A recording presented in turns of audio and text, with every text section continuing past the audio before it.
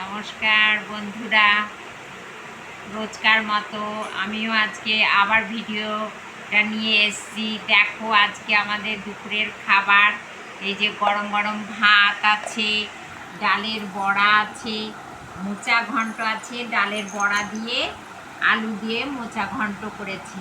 এই যে মুসুরির ডাল আছে, কাতলা মাছ আছে, এটা আমি খাবো।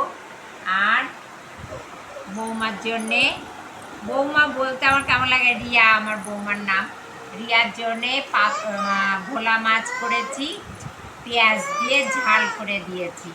এই আজকে আমাদের দুপুরের খাবার। এখন আমরা খেতে বসছি।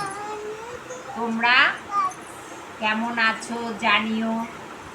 আমার ফেসবুকটার অ্যাকাউন্টটা ফলো করো, কমেন্ট জানিও যে কেমন আমাদের রোজকার খাবারগুলো হচ্ছে, জানিও।